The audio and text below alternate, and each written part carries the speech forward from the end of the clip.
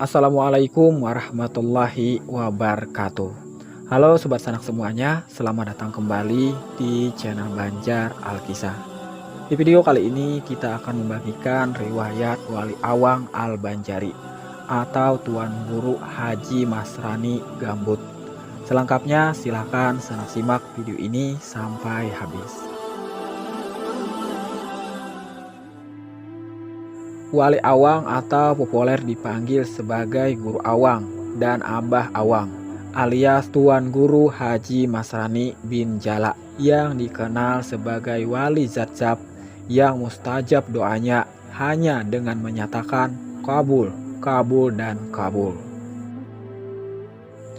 Beliau lahir tanggal 29 Maret 1932 Masehi dari seorang ibu bernama Rodiah binti Taruna di Gudang Lukah, Desa Makmur, Handil Masjid, Gambut. Kedua orang tua beliau dikenal sebagai orang kuat beragama dan dekat dengan ulama. Di antara ulama yang akrab dengan Tuan Guru Haji Adnan yang bergelar Wali Awang. Ketika beliau berumur 2 hari, Guru Adnan datang ke rumah beliau untuk mendoakan dan mengusapkan air liurnya ke beliau. Kata ibu beliau selama mengandung tak pernah merepotkan dan bahkan ketika hamil hampir mencapai 7 bulan, ia selalu dihampiri rembulan. Setengah riwayat diketahui ketika beliau berusia 6-7 tahunan sempat sekolah di madrasah di Tatah Lukah, Handil Masjid, Gambut. Kemudian melanjutkan menuntut ilmu di pondok pesantren Darussalam dan sangat dekat atau mungkin berguru khusus kepada Guru Padang alias Guru Haji Salman Bujang atau Tuan Guru Haji Saman Mulia, paman dari Abah Guru Sekumpul. Juga berguru kepada Abah Guru Sekumpul atau Tuan Guru Haji Muhammad Zaini Abdul Ghani, baik secara lahiriah saat masih hidup maupun secara ruhaniah saat sudah wafat. Ketika dianggap cukup belajar di Darussalam, beliau pulang ke kampung halaman dan mengajar di Madrasah Hidayatullah Jannah. Beliau dikenal para murid sebagai guru yang baik, penuh kasih sayang dan suka menggembirakan. Tak berapa lama jadi guru, beliau kawin menyunting Hajah Khadijah binti Kuwaili sebagai istri yang masih ada hubungan keluarga. Buah perkawinan menghasilkan 5 orang anak, yakni Hajah Sakdah Ratu, Hajah Ausiah Darmawati, Hajah Arbainah Habah Rabi, Hajah Hafsah, dan Haji Zainal Abidin. Di suatu waktu beliau ikut undian haji untuk pertama kali dan tak disangka beliau dapat undian tersebut dan diberangkatkan haji ke tanah suci Mekah. Sepulang dari haji, beliau mengundurkan diri atau berhenti dari mengajar, banyak berada di rumah untuk khalwat dan ibadah. Waktu siang beliau banyak melakukan puasa sunat, sholat isyraq dan sholat sunat duha.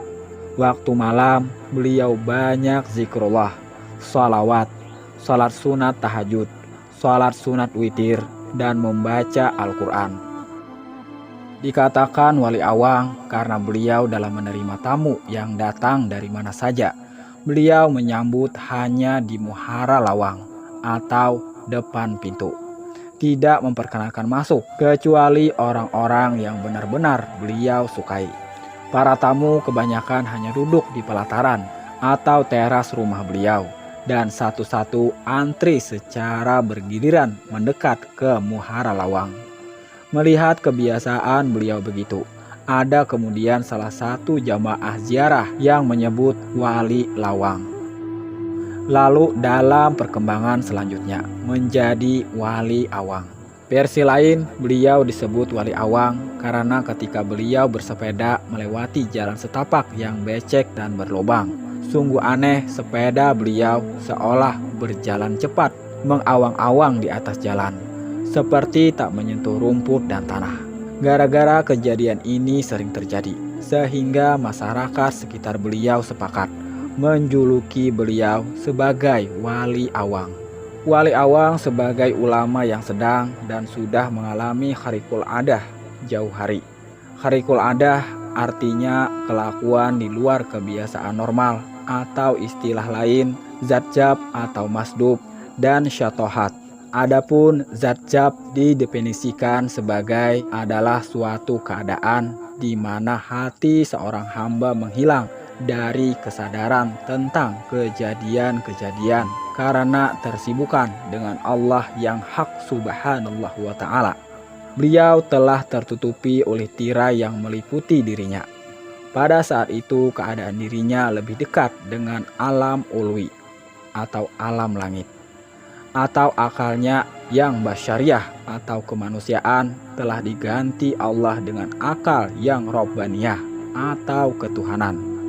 Kemudian satohat adalah kata-kata mabuk perjalanan suluk seorang sufi untuk mencapai makom fana wal baqo.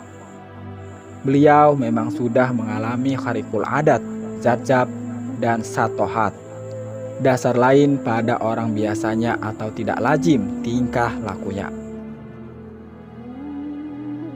Ujar beliau, aku mun ada orang bailang silahkan haja, tapi aku jarang menemui. Rancak bila ada orang bailang pasti memberi duit lawan diaku. Untung aku baisi guru nang membimbingku, yaitu almarhum guru sakumpul.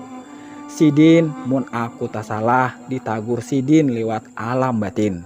Rancak aku bila diilangi orang pasti diberi duit, tapi aku baisi guru. Jadi Sidin madahi aku, mana duit nang halal, mana nang subat, wan mana nang haram. Adapun nang haram disuruh Sidin bakar duitnya, nang subat disuruh Sidin tapas, wan nang halal disuruh Sidin bariakan lawan anak angkatku, lawan bubuhan kampung sini.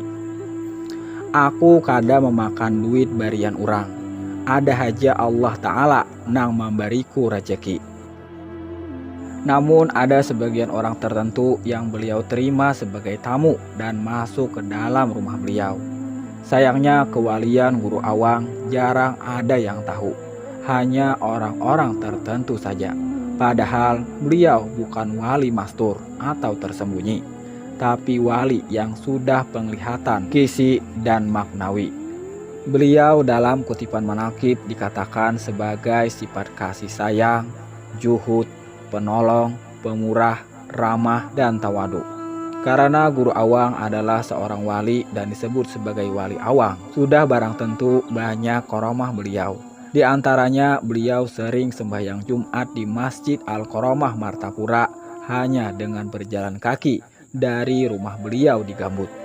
Tapi anehnya beliau lebih dahulu sampai ke sana daripada orang yang berkendaraan menuju masjid yang sama.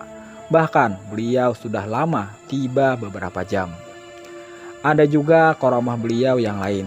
Banyak jamaah haji dari Kalimantan Selatan yang melihat beliau tiap tahun menunaikan ibadah haji ke Haramain atau Mekah dan Madinah. Padahal beliau nampak berada di rumah saja. Semua menjadi kehendak Allah. Maka tersebut juga sebuah cerita, ada lagi seorang ibu yang selalu menyisihkan sebagian hasil panen padinya untuk acara haul beliau atau Wali Awang setiap tahun tanggal 3 Safar dengan tulus ikhlas. Sangat ajaib, setiap tahun hasil sawah ladangnya selalu berlimpah dan tak ada yang rusak sedikit pun. Padahal sawah yang bertetangga dan berdekatan dengannya banyak gagal panen dan mengalami kerusakan serta sedikit memperoleh hasil dan mengalami kerugian. Wali Awang wafat pada tanggal 3 Safar 1429 Hijriah atau 10 Februari 2008 Masehi, setelah sempat dirawat di Rumah Sakit Sari Mulia selama 5 hari. Pada tanggal 5 Februari 2008 dan 4 hari kemudian beliau berpulang ke rahmatullah. Sobat Sanak semuanya, wilayah Kalimantan Selatan memiliki banyak ulama karismatik yang sangat terkenal di penjuru dunia.